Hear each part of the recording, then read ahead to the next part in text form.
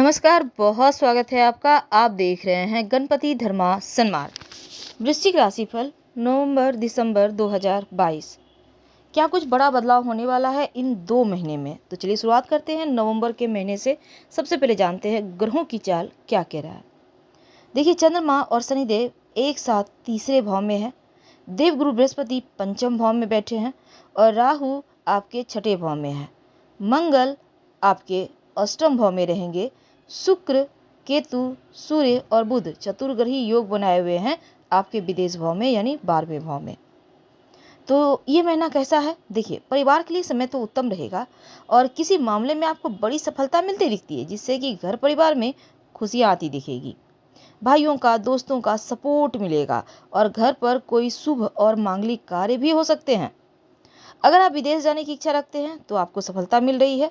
संतान से सुख मिलेगा और तनाव आपका समाप्त हो जाएगा, इनकम बढ़ेगा। कहीं पैसे इन्वेस्ट करेंगे तो लाभ होगा। नए जमीन मकान खरीदने की योजनाएं बनेंगी। माता पिता से सुख मिलेगा और नए कार्य की थोड़ी अधिकता रहेगी। हालांकि संतान का सपोर्ट जरूर मिलेगा। परिवार के लिए वक्त नहीं निकाल पाएंगे, लेकिन रिश्तेदारों का आगमन भी होता दिखेगा आपके घर में, यानी शुभ मांगलिक कार्य हो रहे हैं तो अपनों का सपोर्ट मिल रहा है। दाम्पत्य जीवन उत्तम रहेगा। कोई उपहार मान सम्मान मिलेगा और अगर आप अविवाहित हैं तो विवाह भी तय होता दिख रहा है। अगर आप जॉब करते हैं तो क्या होगा? व्यापारियों के लिए कैसा है समय? चलिए जानते हैं विस्तार से। तो वृश्चिक वालों, करियर से शुरुआत कर रहे हैं। देखिए, आपके लिए धन की दृष्टिकोण से देखें, लाभ के दृष्टिकोण से देखें, तरक्की के दृष्टिकोण से देखें तो उत्तम है। शुरुआत में अपने काम को लेकर आप बहुत सतर्क रहेंगे, मेहनत करेंगे और मेहनत से लाभ होगा। वैसे तो नौकरी के सिलसिले में लंबी दूरी की यात्रा करने का योग है, तो इसके लिए आप तैयार रहें। हालांकि खुद को आप बहुत बहुत ज़्यादा प्राउड फील करेंगे। महीने के उत्तरार्ध में, यानी कि 16 नवंबर को जैसे ही सूर्य का गोचर आपके लग्न में होगा, तो कार्य क्षेत्र में जितने भी आपने पहले से मेहनत की है उसका लाभ मिलना शुरू हो जाएगा और हो सकता है आपका प्रमोशन हो जाए। कार्य क्षेत्र में पद प्रतिष्ठा सम्मान प्राप्ति के भरपूर योग बने हुए हैं। तो इस समय आपके काम को देखते हुए आपके वेतन वृद्धि हो सकती है, तनख्वाह बढ़ सकता है। तो कार्य अनुकूल है आपका। छठे भाव के स्वामी मंगल देव जो है कुंडली के अष्टम भाव में वक्री अवस्था में रहेंगे। थोड़ा बहुत उतार चढ़ाव है, शत्रु विरोधी थोड़ा सा टेंशन पैदा करेंगे, परेशान करना चाहेंगे, लेकिन मंगल जैसे ही सप्तम भाव में प्रवेश करेंगे तो सब चीज़ों में कमी आ जाएगी और आपके जो विरोधी हैं उस पर आपका जीत हासिल होगा। व्यापारी हैं तो शुरुआत में थोड़ा सा कमजोर है, क्योंकि सप्तम भाव के स्वामी जो शुक्र है ना, वो आपके द्वादश भाव में, यानी कि सूर्य बुध केतु के साथ शुक्र रहेंगे और राहु छठे भाव में है। तो क्या होगा ना, विदेशी जमीन से कोई काम करते हैं, विदेशी चीज़ों का व्यापारी हैं, आपको खूब लाभ मिलेगा। अगर कोई मल्टीनेशनल कंपनी में विदेशी माध्यम से जुड़कर कोई काम करते हैं, प्रगति होगा, धन आएगा। और जब 11 नवंबर को शुक्र का गोचर होगा, शुक्र आपके लग्न में आएंगे और 13 नवंबर को बुध भी आपके लग्न में आ जाएंगे और 16 नवंबर को सूर्य भी आपके लग्न में आएंगे। तब सप्तम भाव को पूर्ण दृष्टि से देखेंगे तो क्या होगा? सरकारी क्षेत्र की योजनाएं आपके लिए फायदे देगी और व्यापार भी अच्छा चलेगा। धन की बात करते हैं। देखिए, शुरुआत में थोड़ा कमजोर है, क्योंकि बुध शुक्र केतु सूर्य आपके द्वादश भाव में है, राहु छठे भाव में है, मंगल वक्री अवस्था में अष्टम भाव में रहेंगे।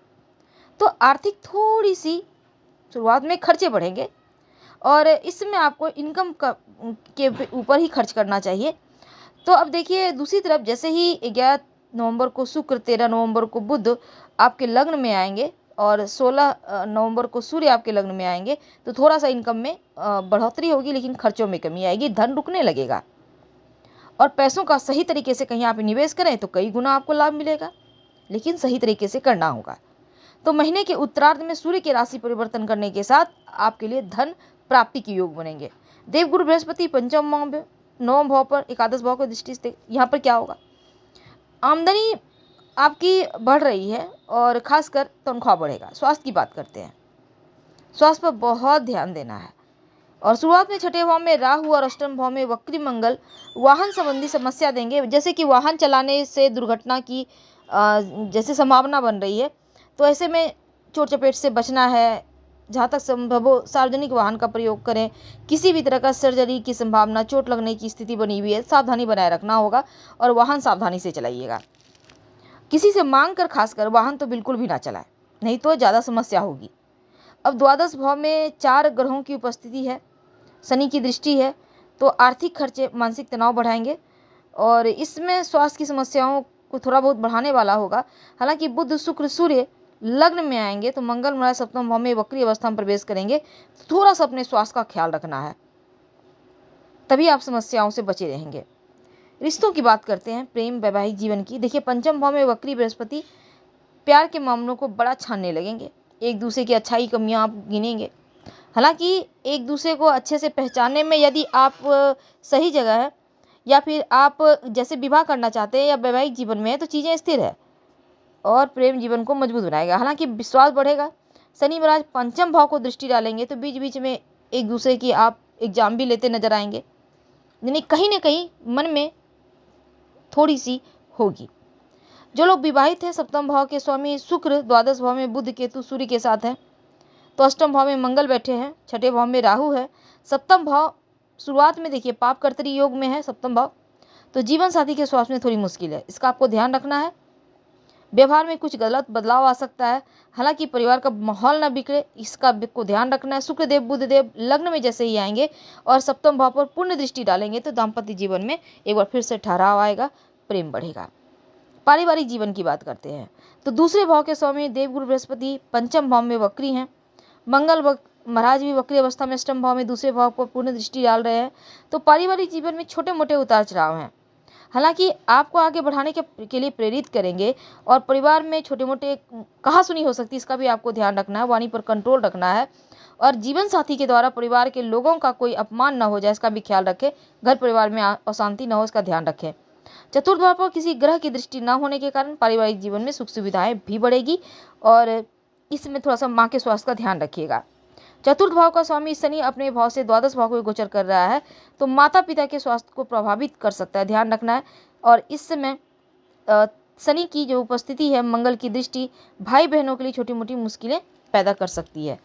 उपाय क्या करेंगे? देखिए मंगलवार के दिन बरगद के पेड़ में आप कच्चा दूध अर्पित कर सकते हैं, बट वृक्ष में हनुमान चालीसा पढ़कर दिन की शुरुआत कर सकते हैं और हनुमान जी को आप गुड़ चना का भोग लगाइए और छोटे बालकों में बांट दीजिए।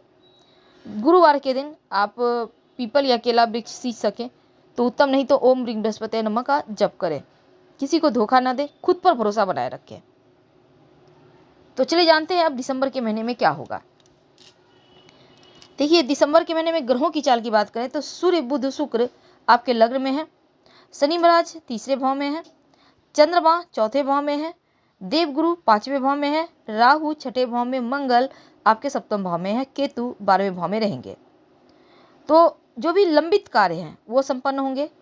आपके साथ जो लोग जुड़े हुए हैं उनकी नादानी से आपको नुकसान होगा, अर्थात सावधान रहना है आपको। और अगर आप घर से दूर जाना चाहते हैं तो सफलता मिलेगी, कार्यों में गति आएगी, जमीन जायदाद से लाभ होगा और कीमती धातु का कोई काम करते हैं तो बड़ी सफलता के साथ धन भी आएगा, मित्रों का सपोर्ट मिलेगा। जीवन साथी को कोई बड़ा उपहार दे सकते हैं, हालांकि अविवाहित हैं तो विवाह होने के योग बने हुए हैं। लव लाइफ में छोटी मोटी तनाव को छोड़ दें तो चीज़ें उत्तम है। नौकरी व्यवसाय में तेजी आएगी और फिलहाल आपसे विदा लेते हैं, फिर मिलेंगे, बहुत सारी बातें करेंगे। वीडियो पसंद आए तब लाइक कर सब्सक्राइब करें, अपनों से शेयर करें और कमेंट में हर हर महादेव जरूर लिखें। धन्यवाद।